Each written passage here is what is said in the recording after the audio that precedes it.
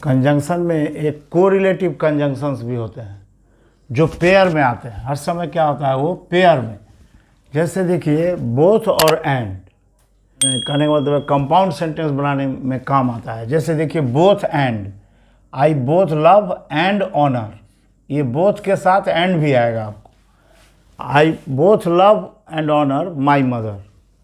फिर देखिए यहाँ आइदर और, आइदर राम और मोहन इज कमिंग। अब देखिए ये वर्ब जो है और आइदर और रहने पर जो है ये पीछे वाले के अनुसार होता है, ये याद रखिएगा। बहुत सारा करेक्शन में दिया जाता है, परीक्षा में आता है। जैसे आइदर राम और मोहन, तो मोहन के अनुसार यहाँ पर इज होगा।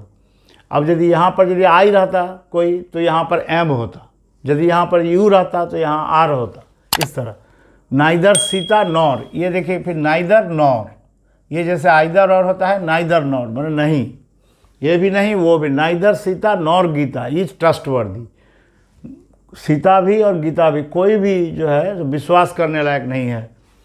फिर देखिए यहाँ पर ऑल्दो और दो, इसके साथ क्या आता है आपको येट। जैसे नाइदर के साथ नॉर आता है, आइदर के साथ और, उसी तरह आपको जो है ऑल्दो दो के साथ येट। दो ही इज पुअर, वह गरीब है, यद्यपि वह गरीब है, येट ही इज कंटेंटेड, लेकिन फिर भी उसके मन में क्या है संतुष्टि का भाव है, संतुष्ट है। सच के साथ आ जाता है, बहुत इंपॉर्टेंट है। She is not such a women as you admire, he is not such a women, उस तरह का वो वुमेन नहीं है जिसे तुम जो है एडमायर करते हो, जैसे जिस तरीके से। तो सच के साथ हर समय क्या आएगा एज। दो ऑल्दो के साथ येट, दो और ऑल्दो एक ही मीनिंग देता है। सो के साथ एज नेगेटिव में होता है व्यवहार, नेगेटिव में।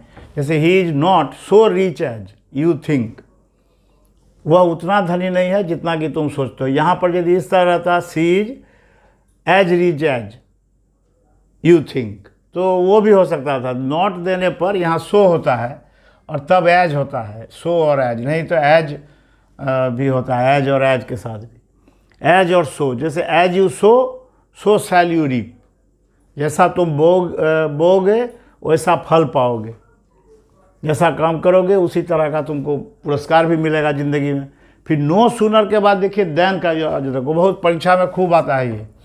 नो सूनर के बाद इन्वर्सन होता है, जैसे आई सॉ नहीं होकर के no sooner did I see. ये देखिए सेंटेंस स्ट्रक्चर देखिए, no sooner did I see him, जो ही मैंने उसे देखा था तो देन ही फ्लेड, वह भाग गया। तो नो सूनर लेता है देन। और देखिए यहाँ स्केर्सली या हार्डली, ये लेता है क्या आपको व्हेन, मतलब एक ही होता है। जैसे he had scarcely reached there, वह वहाँ पहुँचा ही था when it began to rain, वहाँ बारिश होने लगी, जब बारिश होने लगी तो पहुँचा ही था कि बारिश होने लगी। ज्यों ही त्यों ही, इस तरह का ये सेंटेंस सब। No sooner did I see him, जैसे ही मैंने उसे देखा देन ही फ्लेड, वह भाग गया। फिर देखिए नॉट ओनली बट ऑल्सो, इस तरह से। जैसे he is not only A priest but also a doctor, तो ये भी दोनों पेयर में आता है, जो वह एक सिर्फ पुजारी ही नहीं बल्कि एक डॉक्टर भी है। फिर देखिए ही इज सो वीक, सो के साथ देखिए दैट का व्यवहार होता है, सो के साथ दैट। जैसे ही इज सो वीक, वह इतना कमज़ोर है that he can not walk, जो वह जो है चल नहीं सकता है। फिर देखिए वेदर के साथ और, वेदर के साथ आपको क्या आता है और, वेदर के साथ I do not care whether you go और स्टे, मैं यह केयर नहीं करता कि तुम यहाँ पर जाते हो या तुम रहते हो। तो यहाँ पर देखिए जो वेदर के साथ यहाँ पर क्या हुआ और, तो ये पेयर्स में आते हैं, ये कंजंक्शंस पेयर में आते हैं और कंपाउंड सेंटेंस बनाते हैं जनरली। जैसे she wanted to play tennis, he wanted to play cricket. अब देखिए कुछ ऐसा भी सेंटेंस है कंजंक्शन विदाउट कंजंक्शन होता है, लेकिन फिर भी यह देखिए जैसे आई मेड द केक, यहाँ पर एक सेमी कोलन लगा दिए हम, और माई सिस्टर डेकोरेटेड इट, मेरी बहन इसे सजाई। तो यहाँ पर सिर्फ सेमी कोलन लगा देने पर कोई भी कंजंक्शन का जरूरी नहीं होता है, इसको बोलते हैं विदाउट कंजंक्शन। जैसे देखिए यहाँ पर she wanted to play tennis, जिसमें लगभग आदमी समझ ही जाए, उसमें कुछ भी कंजंक्शन देने का जरूरत नहीं, सिर्फ एक क्या देना पड़ता है, इस तरह का, मैंने आपको सेमी कॉलन बोलते हैं, इस तरह सेमी कॉलन। जैसे देखिए she wanted to play tennis, उसका semi colon, he wanted to play cricket, और वह जो है सो क्रिकेट खेलना चाहता था। I called him yesterday but he has come today right now. अब देखिए टेंस के सेंटेंस में, देखिए कंपाउंड सेंटेंस में कोई किसी पर डिपेंड नहीं है, सब इंडिपेंडेंट क्लॉज। जैसे आई कॉल्ड हिम, अब देखिए कॉल्ड तो आपको एक पास्ट टेंस, पास्ट इंडिफिनिट हुआ, आई कॉल्ड हिम यस्टरडे, मैंने उसे बुलाया कल, मैंने बीता हुआ कल, but he has come today right now, लेकिन आज वह जो है अभी तुरंत आया है। तो कहने का मतलब इधर देखिए ये बट से जो जुड़ा, बट से जुड़ा ये कंजंक्शन, लेकिन इधर देखिए एक सेंटेंस है पास्ट में, पास्ट इंडिफिनिट में, और इधर वाला सेंटेंस किस तरह है, ये हैज़ कम टुडे, कहने का मतलब ये प्रेजेंट परफेक्ट में, ये क्या है, प्रेजेंट परफेक्ट में।